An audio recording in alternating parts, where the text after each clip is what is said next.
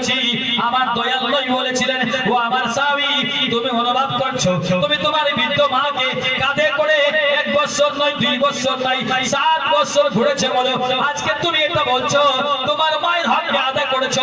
বলে শোনো ও বাবারা, শোনো গো, ও মা শুনে নাও, শুনে নাও, আমার দয়াল নবী ওই সাহাবীকে বলেছিলেন, ও আমার স্বামী গো,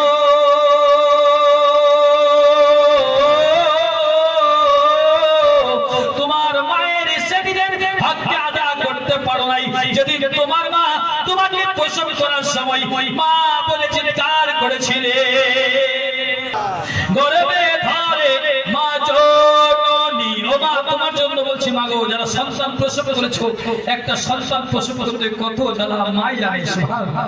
জগৎ বিখ্যাত আল্লাহর ওলি হযরত শিবলি রাহমাতুল্লাহ তাআলা আলাইহি তার বৃদ্ধ মাকে পিঠে করে নিয়ে একবার নয়, দুইবার নয়, 7 বার খানায় কাবার হজ করিয়েছে। 7 বার হজ করার পরে জগৎ বিখ্যাত আল্লাহর ওলি হযরত শিবলি রাহমাতুল্লাহ তাআলা আলাইহি ওই মক্কা নগরের একটি নিরিবিলি জায়গায় বসে বসে অনুভব করছেন, আমার বৃদ্ধ মাকে আমি 7 বার হজ করিয়েছি, আজ হয়তো এই শিবলি তোর মায়ের হক আদায় করে দিয়েছিস। তারিখ প্রমাণ করে যেমনি জগৎ বিখ্যাত আল্লাহর ওলি মনে মনে অনুভব করছেন, হয়তো শিবলি তার মায়ের হক আদায় করেছেন।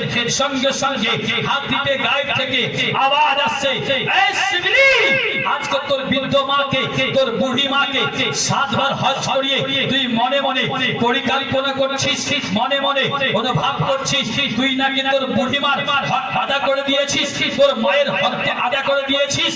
তবে সব আল্লাহু আকবার, এই শিবলি তোর মায়ের তুই সেদিনের হক আদায় করতে পারিস নাই। বাল্যকাল অবস্থায়, শিশুকাল অবস্থায়, যে দিন তুই বিছানার মধ্যে পেশাব করে দিয়েছিলি, তোর মা সারা রাত ধরে তোর পেশাবে শুয়েছিল, তোকে সুন্দর জায়গায় দিয়েছিল। এই শিবলি তোর মায়ের তুই সেদিনের হক আদায় করতে পারিস না।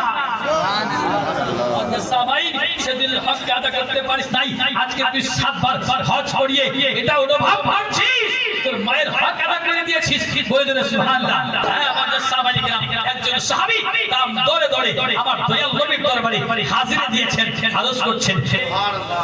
একটা বাচ্চা প্রসব করতে কত জ্বালা, মা জানে, চারটি কথা নয়, এই আমার দয়াল নবী বলেছেন তোমার মা বাবার কদম তলে সবার জন্য জান্নাত রয়েছে। বলে দেন সুবহানাল্লাহ, আল্লাহু আকবার। এই জন্য মা, ও মা, তোমাদের একটা মেসেজ দিয়ে যাচ্ছি, দুটো পয়গাম দাও। আজকের প্রোগ্রাম থেকে দুটো পয়গাম জিম্মেদার স্টেজ রয়েছে, হাফিজ সাহেব তাওজ্জুহে তালিম। আল্লাহু আকবার।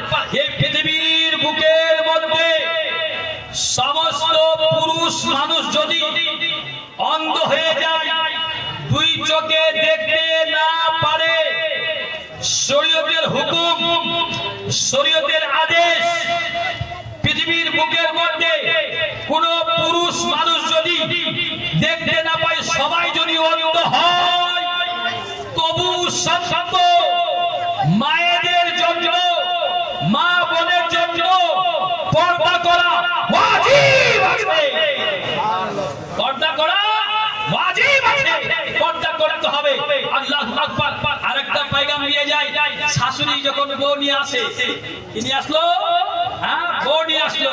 ও মা, একটা ওয়াকিয়া বলে গো, একজন মা, বুড়ি মা, অনেক মিন্নত মানত করে আল্লাহর দরবারে প্রার্থনা করে একটা সন্তান হয়েছে। লালন পালন করলো, কত মহব্বত ভালোবাসা হলো, আল্লাহ আকবার, কত প্রেম আদর্শ হলো। শিশুটা জওয়ান হলো, জওয়ান হওয়ার পরে মা বলছে, এখন তো বৃদ্ধ হয়ে গিয়েছি, একটা সুন্দর করে বউ নিয়ে আসবো, আর আমি আমাকে করে কাটে খাবো।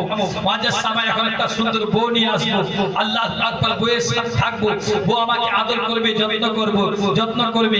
মা কত আশা নিয়ে একটা ছেলেকে বিবাহ দিল, যেমনি বউ ঘরে নিয়ে আসবে, আল্লাহ আকবার, সেই সময় বউ বলছে, এই নওজওয়ান, ওগো আমার শরীকে হায়াত, ও আমার স্বামী সাধু, আমি তোমার সঙ্গে থাকবো না, আমি তোমার সঙ্গে থাকবো না, যদি তোমার বুড়ি মা তোমার সঙ্গে থাকে। আল্লাহু আকবার কাবীরা। মা কত আশা করে, কত মিন্নত মানত করে তোমার আল্লাহর কাছে তোমার জন্য প্রার্থনা করেছিল, কত মহব্বত করে তোমাকে লালন পালন করলো। তুমি জওয়ান হলে তোমাকে বিয়ে দিল, তোমাকে বিয়ে দেওয়ার পরে মার মনের একটা কত আশা ছিল, অন্তরের মধ্যে কত জজবা ছিল ছেলেকে বিয়ে দেব, আমার বৌমা আসবে, আল্লাহু আকবার কাবীরা, সুখের সংসার হবে। কিন্তু মাদ্রাসা ভাই যেমনি ছেলেকে বিয়ে দিয়েছে, বউ ঘরে আসলো, কিন্তু বউ শর্ত করছে, হে আল্লাহর বান্দা, ওগো আমার স্বামী, শোনো শোনো, যে তোমার বুড়ি মা যদি, তোমার মা যদি আমার সঙ্গে থাকে, তাহলে আমি তোমার সঙ্গে থাকতে রাজি নাই, আমি তোমার সঙ্গে থাকবো না। একজন মা হয়ে আল্লাহু আকবার কাবীরা তার স্বামীকে বাধ্য করছে তার বুড়ি মাকে জুদা করতে। মাদ্রাসা ভাই, ও মা শোনো গো, যেমন প্রমাণ হয়, যেমন তোমার মা তোমাকে জন্ম দিয়েছে, তোমার মা তোমাকে দুনিয়া দেখিয়েছে, তোমার মা তোমাকে কায়নাত জাবিতে নিয়ে এসেছে, যেমন তারিখ প্রমাণ করে আমার দয়াল নবী বলেছেন, যেমন আল্লাহর দরবারে তোমার মা যদি তোমার জন্য বদ দোয়া করে, তোমার মা যদি তোমার জন্য নেক দোয়া করে, আমার দয়াল নবী বলেছেন, আমার আল্লাহর দরবারে সঙ্গে সঙ্গে তোমার মা বাবার দোয়া কবুল হয়ে যায়। বলে যেন সুবহানাল্লাহ।